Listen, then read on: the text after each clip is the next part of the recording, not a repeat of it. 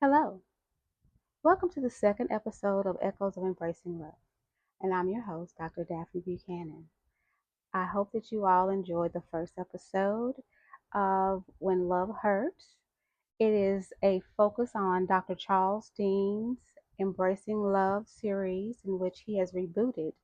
Dr. Charles Dean is a renowned relationship coach, and he has done a lot to pull people together, families, couples, singles, just really helping people to really get to the root of things that prevent them to be from being in functional relationships and being able to just really feel free and able to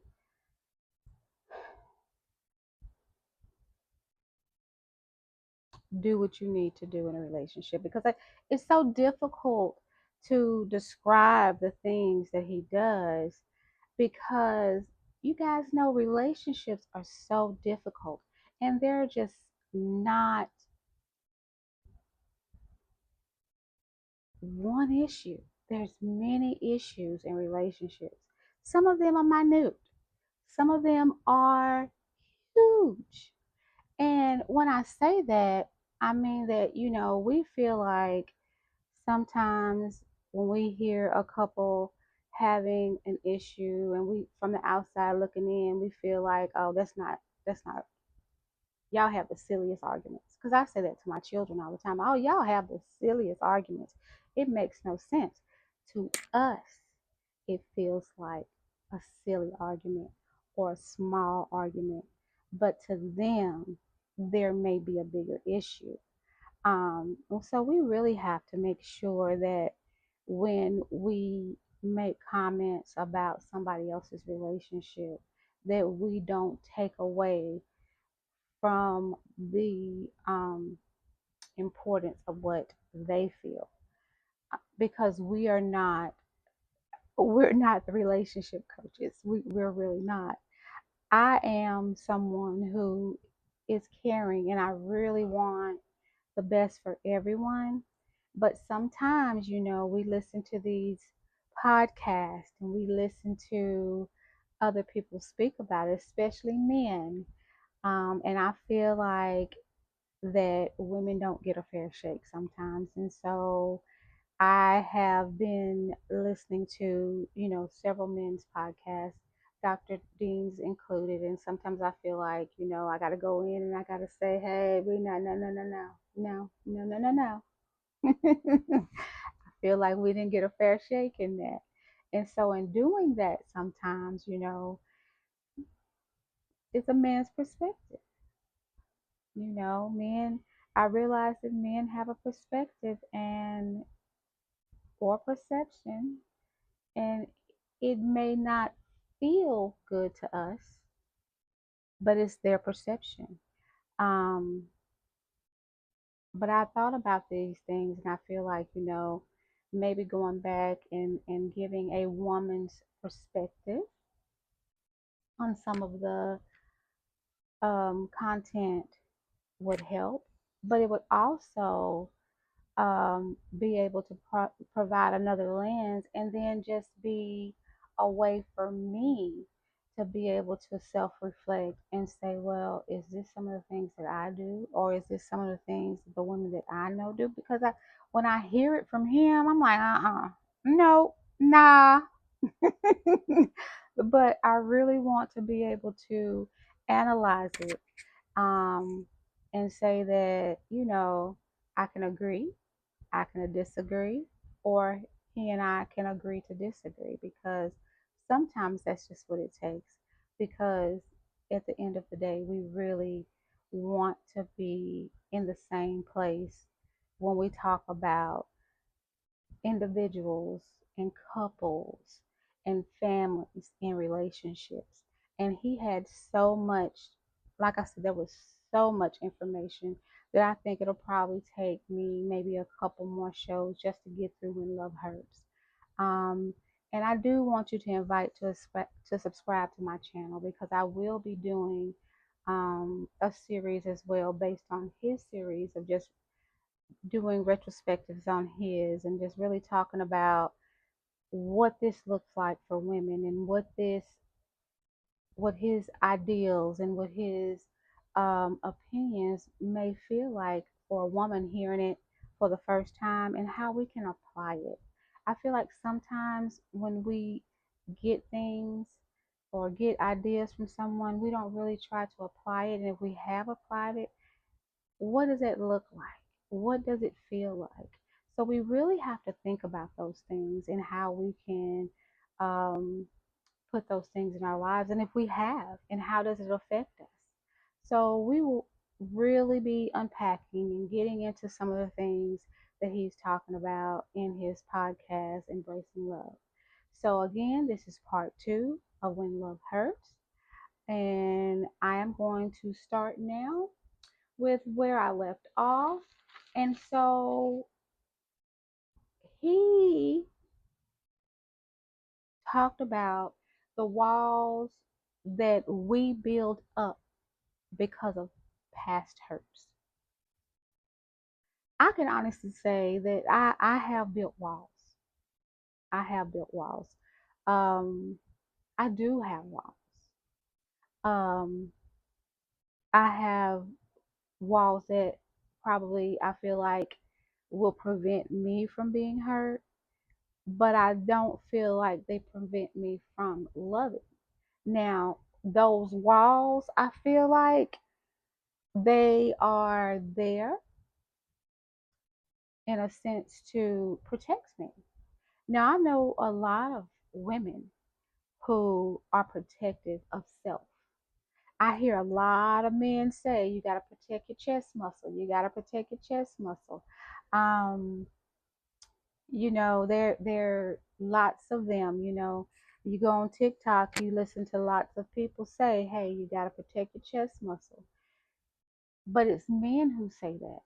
But if women feel like they need to protect their chest muscle, it's because we've built walls.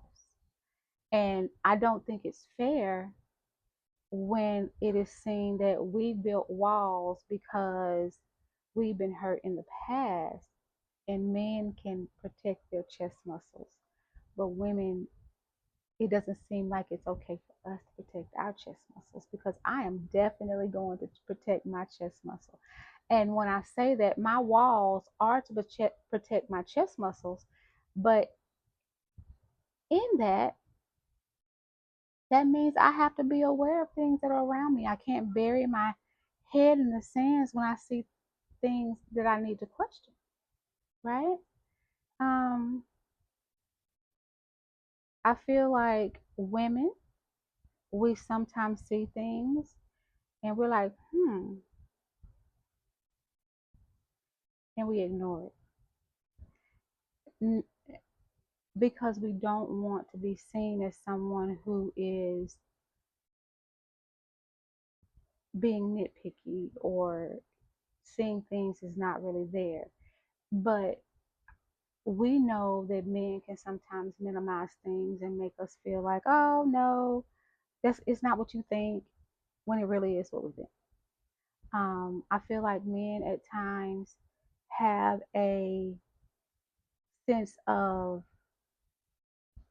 knowing when we have picked up on things, and then they're proactive in what they do around us to make us feel like we must have been mistaken. Because there are men who are good at picking up when women have caught on, and then they'll stop doing what they're doing for a minute, and then they'll make us feel confident again, and then as soon as they feel like they've got us where they want us to be, and then they'll go back to doing what they're used to doing. I mean, and it is what it is. It's up to us as females to determine if that is what we want or to determine if it's not what we want. I have learned that, you know, in my experiences that I am not going to bury my head in the sand. And I think that as women, we if things keep happening, we become desensitized. And I think that men don't understand that we become desensitized to it. We get desensitized to the point that when it doesn't hurt us anymore, or it doesn't hurt us as badly anymore, we realize that we're moving away. Because all women are verbal. And there are women who are scared to kind of say, hey, this is happening. We've talked about it, and I've let you know how I feel. But then there's men who will gaslight. They'll make you feel like everything is your fault. And in making you feel like everything is your fault, you begin to live in misery. And nobody should live in misery. Nobody should live in misery. And when I say nobody should live in misery, that means that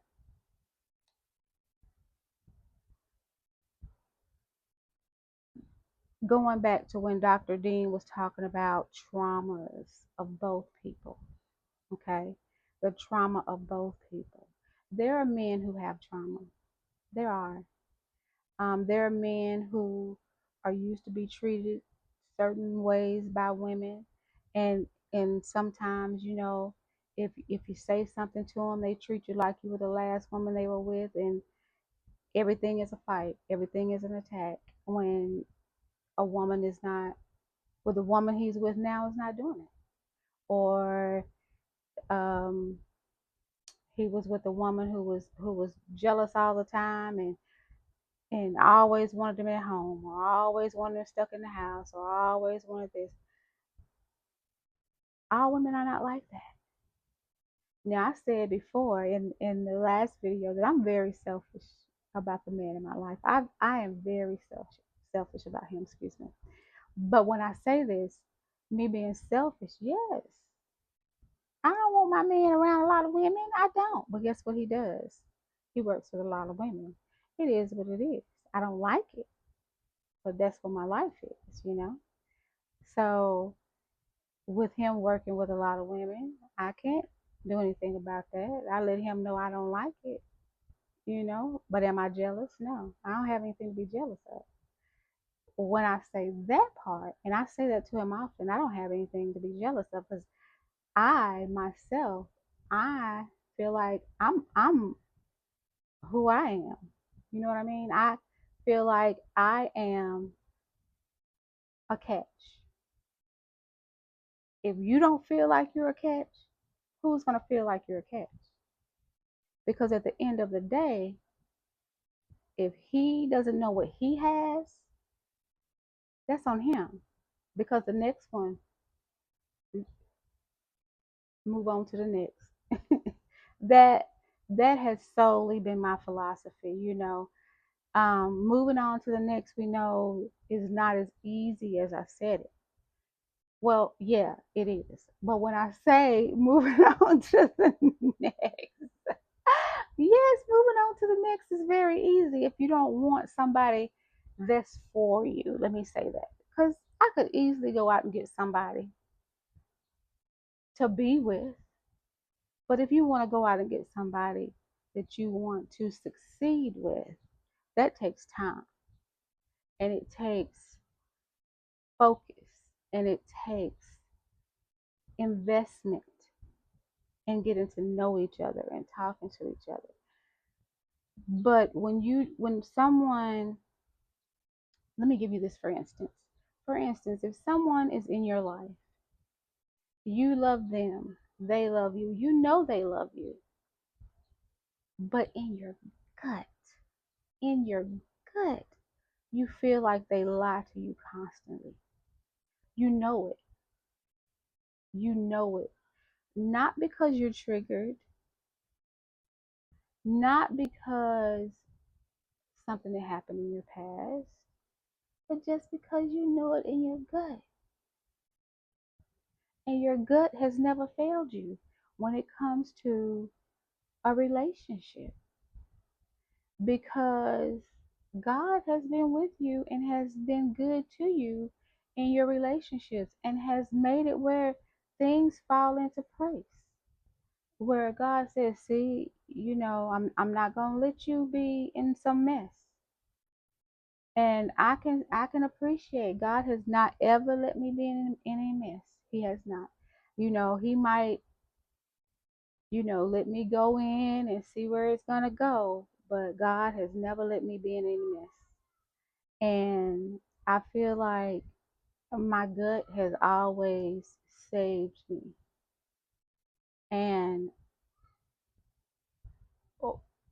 when somebody puts you in a position of having to choose between them and you, I'm always going to choose me, because choosing you will save you. I would rather for that person to be a friend for the rest of my life than me to be hurt. And that's protecting my chest muscle. That's keeping me from living in misery, because I'm not living in misery. I'm not. I would rather be by myself than live in misery. And that's something else Dr. Dean talked about how women will decide just to be by themselves versus being in a relationship. And this is why. You get to a point where you think you found somebody you can trust. You think you found somebody that you love. Not that he's cheated on you that you can prove. Not that he's done anything, but you do know he lies to you quite a bit. So those are things that you can't do anything about, because that is part of his thing. That is something he's always done because he's too comfortable doing it. And so, you can even tell friends that, like, girl, he too comfortable telling you things that are not true.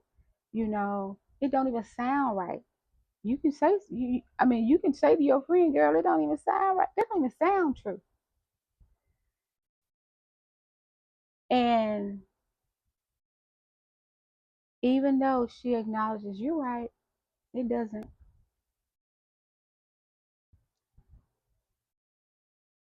But she wants to love him so bad, and she wants him to love her, and he might love her just the way he said he does, but he's making choices. This goes back to what I was discussing last week about, behaviors. You can give people grace, but at the end of the day, it's about choices. If a man makes a choice that puts his relationship in jeopardy, it's his choice. And the consequences that come along with it are the consequences. Because, there are many fabrications. It doesn't have to be infidelity. It doesn't have to be, you know, something that's earth shattering. But when you don't tell the truth, that breaks trust in your relationship. Infidelity breaks trust in your relationship.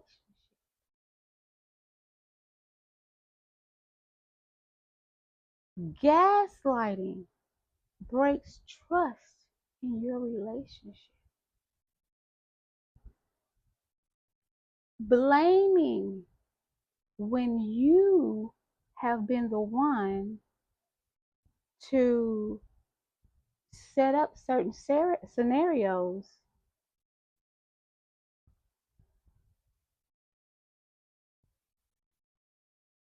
is a choice. All of those things are choices. And with those choices come consequences. And I will tell you, women do get tired. They become numb to it. And once a woman becomes numb to it, there's choices that women make. There's choices of, okay, what's good for the goose is good for the gander. Some women will feel like if a man is unfaithful, I'll do what he's doing. I want him, but if he doing it, I'll do it. There's women who feel like they're being gaslit. They'll fight fire with fire. They'll start to gaslight and give it back. And then there's women who feel like if they're being lied to, so be it. You know, we'll just start playing the same game. And then there's women like me who not gonna do any of that. I'm just gonna go about my business because I don't have time for that in my life. I mean, there's many women who are like me. We don't have time for it. We're professional women. Um, we don't have time for that in our lives. We just want to be happy with the man that we've chosen, and if we can't be happy, we'll go. And that has been my mantra. That has been my mantra for years. If somebody's in my life and I can't be happy with them, we'll end on good terms, and I'll go. I stage left. Stage left for me. I'm out. Because I just I don't believe in ending on a bad note if I don't have to. I'd rather be your friend and leave you alone than be in a messy breakup and be heartbroken at the end of something that I can see right now is not going to work, because I don't believe in being in something that is not going to work. I don't. But I do know that people who cannot be honest with each other should not be together. If you have a significant other and you feel like you can't be honest with them about anything, you don't need to be with that person. You don't need to be with them. If you're with someone and you feel the need to be on the phone talking to other women, if you're with someone and you feel the need that you because those things mean you don't need to be in a relationship. Those things mean you don't need to you can't be involved with a woman and have a relationship with another woman. I mean, I've had men in my life, friends, men friends in my life who have good female friends. And I've been that. I've been a good female friend. But I've realized in my life that as a good female friend, that doesn't work. It doesn't work. And I know and I've said that. I've told him, I said, look, you can't have good female friends and be in a relationship. And you can't force it, because at the end of the day, no woman wants another woman to be a better friend to their man than they are. And that is something that people need to talk about and need to be honest about, because I don't care if it was from childhood. I don't care. I don't care.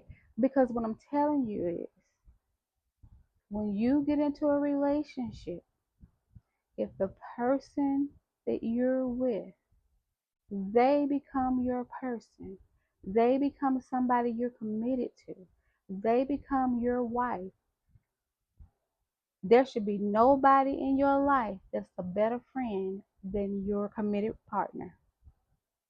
And it's as simple as that. You can't have somebody in your lifetime out there your best friend and they're the opposite sex. That's a setup for danger.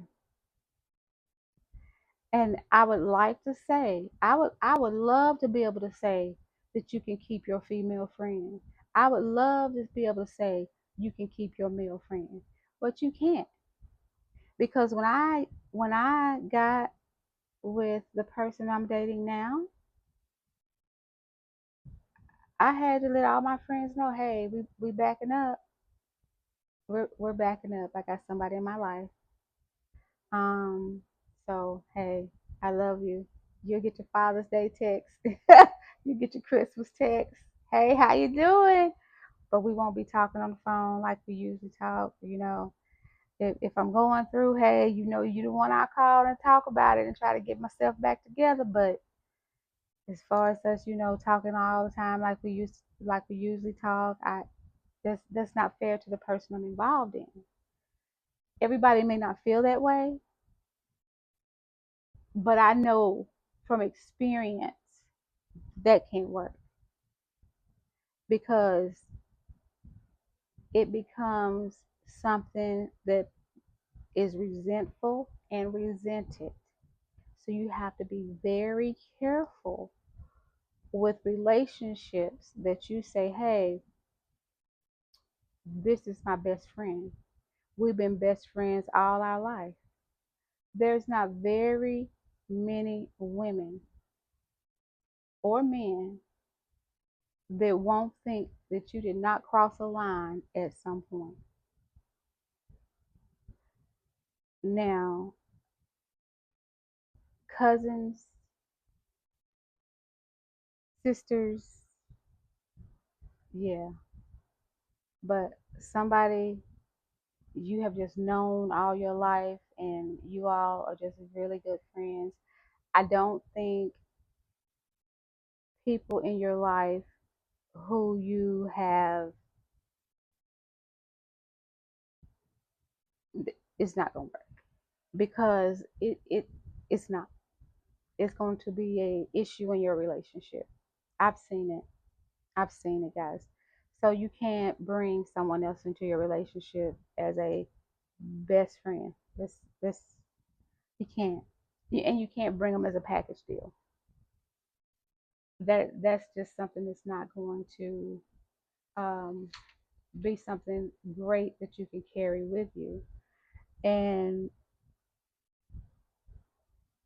I've seen people who just stood on it. If you can't accept my friend, you can't have me. And I've seen females and males say, okay, then we can't be together. I've seen relationships break up over friends. Again, choices.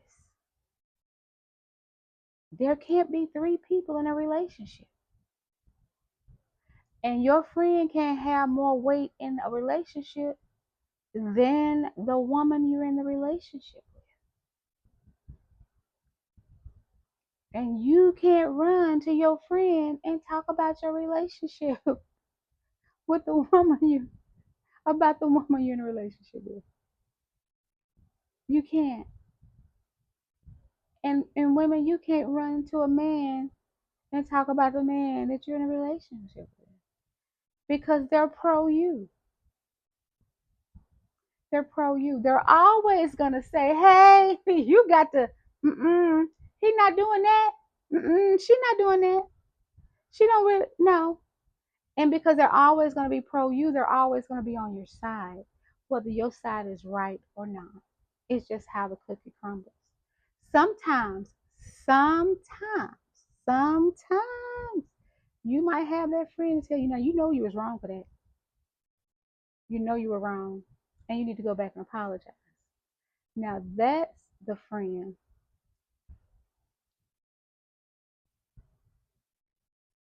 that every woman wants their man to have. But that friend is still going to cause problems because he's coming to you instead of coming to her and talking about problems. And that's it's always going to be something,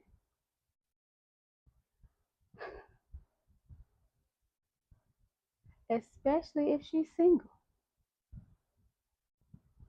Now, if you all are meeting up as couples and you moving that way, it might work.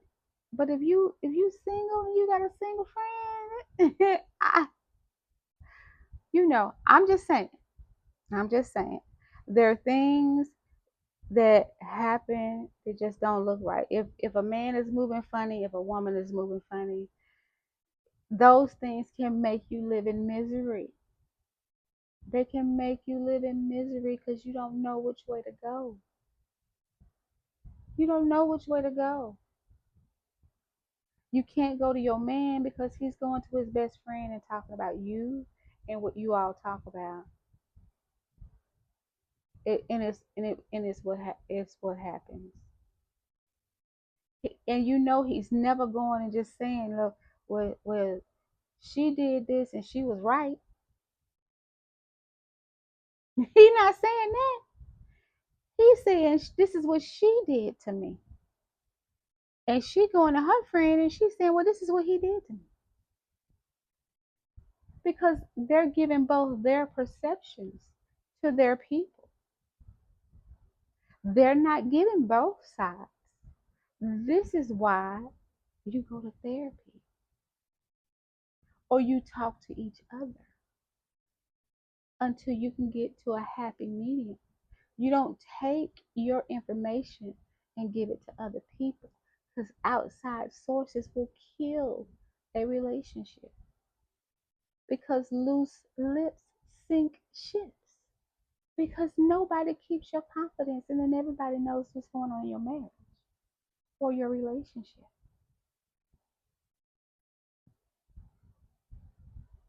I would like to say that everybody you talk to would keep your confidence, but I disagree. And that's how you learn how to keep your own confidence. You should be talking to each other, not to the people outside. If you need to speak with someone, you need to decide to speak to somebody that's going to be positive in your relationship, not co sign on your nonsense, not co sign on her nonsense, but somebody that's going to be perfect for you because mindset is everything. Dr. Dr.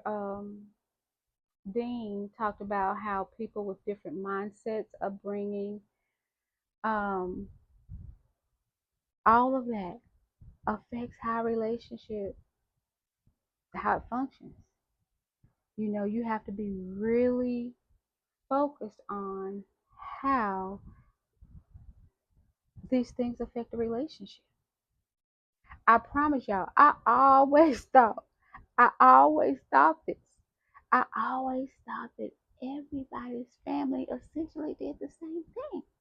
I promise I did. I did. It wasn't, listen, I promise I did. I'm not kidding. I promise I did. I thought all families uh, went to church, you know, and if you didn't go to church, you were at home with your mama. Your mama was cooking dinner early Sunday morning because we had dinner at home already fixed, and then she also cooked a dish to take to your grandma's house later on because your whole family went to grandma's house on Sundays for Sunday dinner. You celebrated all holidays at your grandmother's house. Um, I'm not kidding. I have a big family. I always thought that everybody celebrated every holiday. I'm not Mother's Day, Father's Day, Christmas, Memorial Day, Labor Day. Everything was as a family. And you visit, and if you were married, you visited both sides of the family. I didn't know people didn't do that.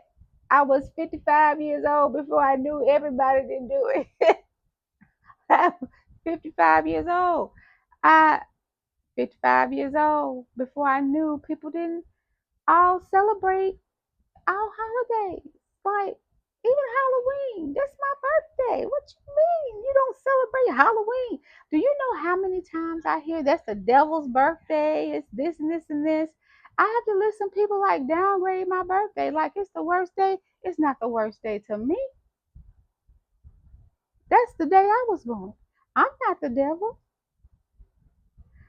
Every day on my birthday, I get candy in a bag. I can trick or treat.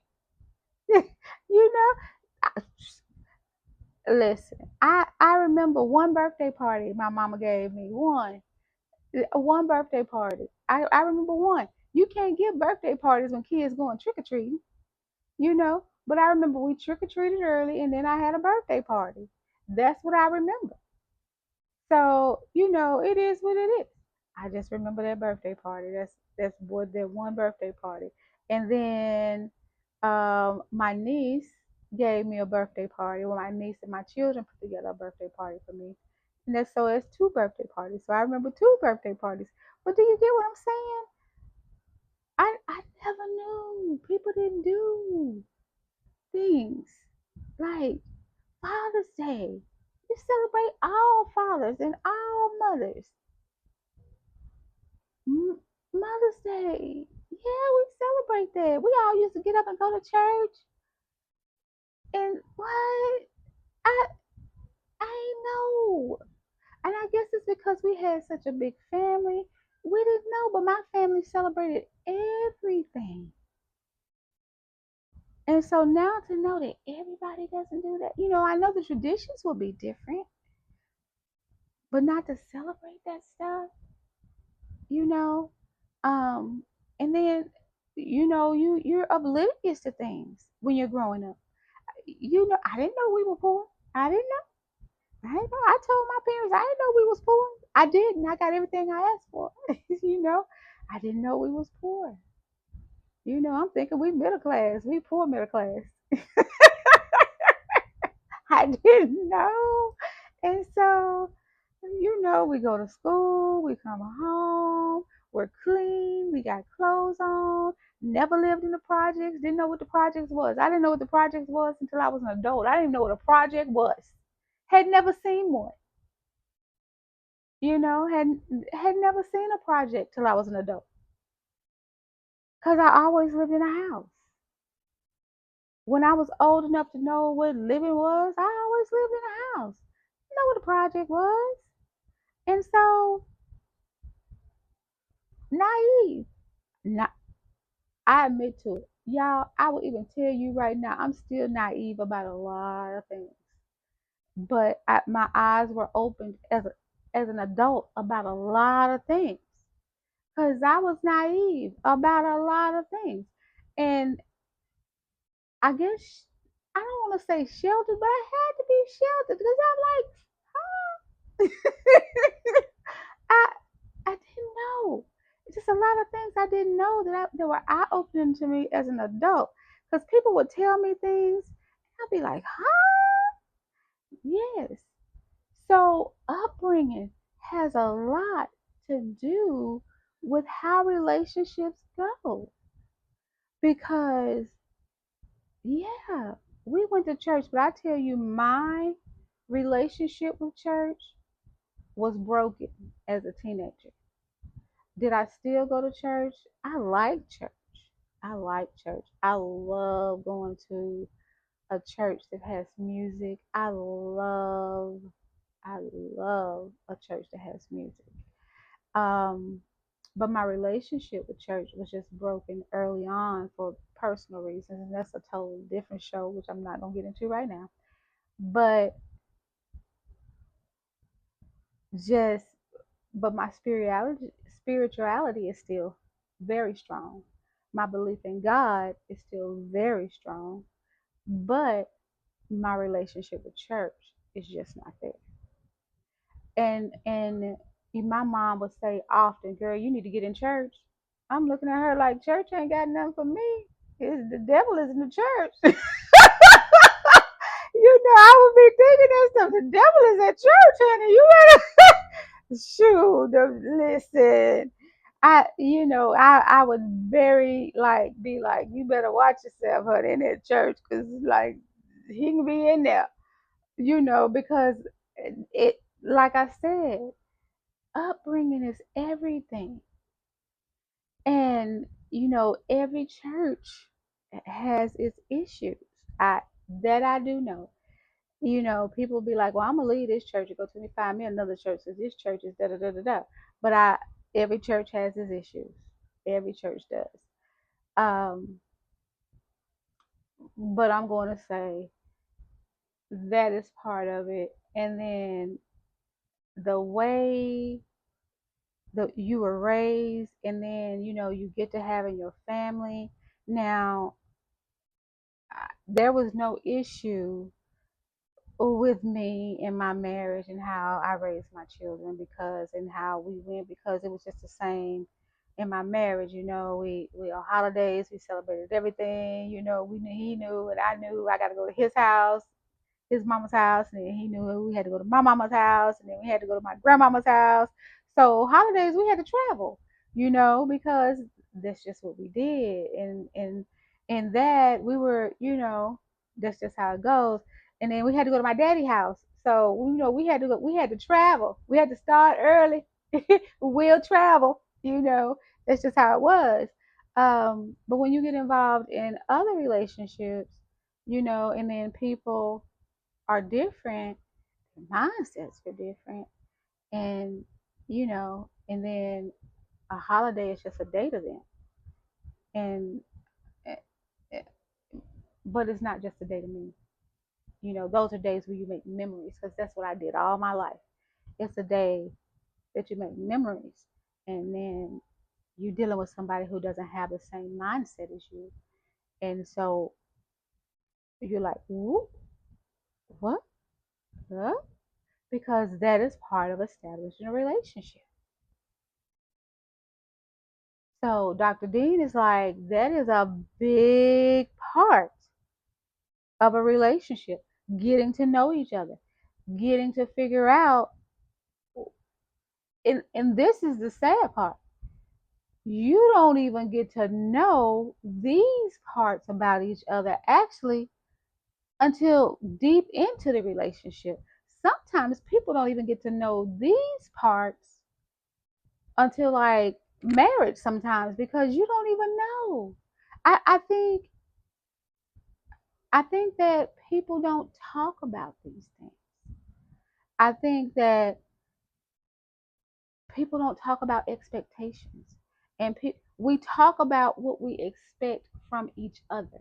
You expect fidelity. You expect honesty.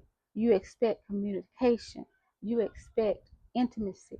You We talk about all the things we expect from each other in the relationship, but we don't talk about how tradition is important to us. We don't talk about how we love spending time with each other.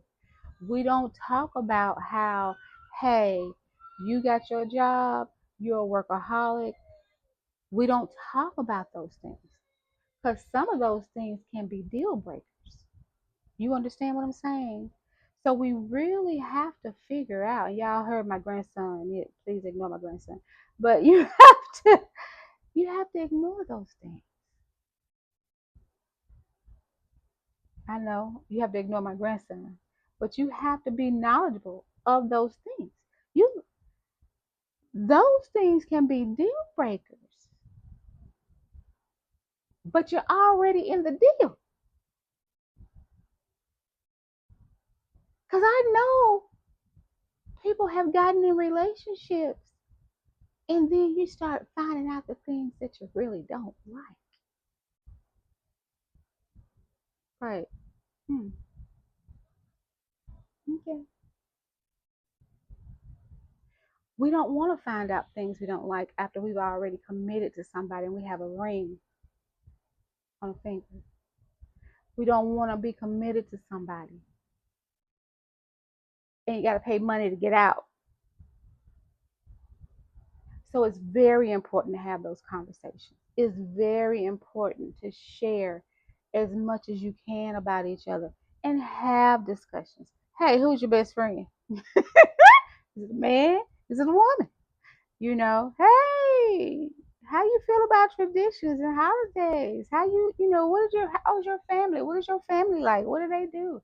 Then, just have that conversation because, at the end of the day, it has to be something. And then, hey, Tamar got that double life show. If you feel like somebody living a double life, say it. Say it. Tell them, you're one way when you're with me, but you're another way when you're not with me. I feel like it's okay to say, because at the end of the day, it can be fixed or it can't be fixed. If it can't be fixed, that just means we can't be together. Those are things that before you even step foot into a relationship, you have to address, because then Dr. Dean won't have all these things that he's identifying as traumas. She's got traumas about this and she's got traumas about that. Yeah, he brings up the man, but most of the trauma that he focuses on is trauma that a woman brings into the relationship. Um, but those traumas come from us not digging deeper before we jump in. And I am learning, still learning. I'm still learning. I'm still learning in the sense of I need to be honest, because I hold myself back from saying what I think, and because I never want to paint somebody with a different brush than what they are. And I always hold myself back because I never want to accuse somebody of something they're not doing. But if it looks like a duck and it smells like a duck and it walks like a duck, I, what do you do? I would rather say, hey, this is what this looks like. And they say, well, no, that's not what it looks like. This is what I was doing. Da, da, da, da. I would rather for you to clarify and explain to me versus me walking around looking like a fool. Because essentially that's what it is. Looking like a fool.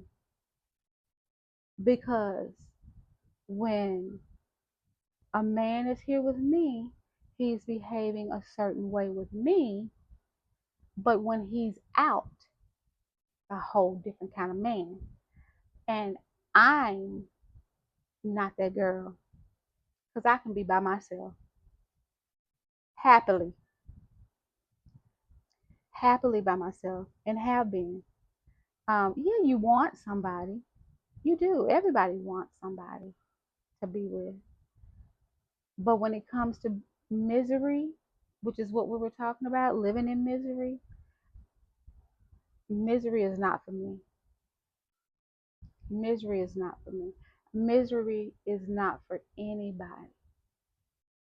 I promise you, misery is not for anybody.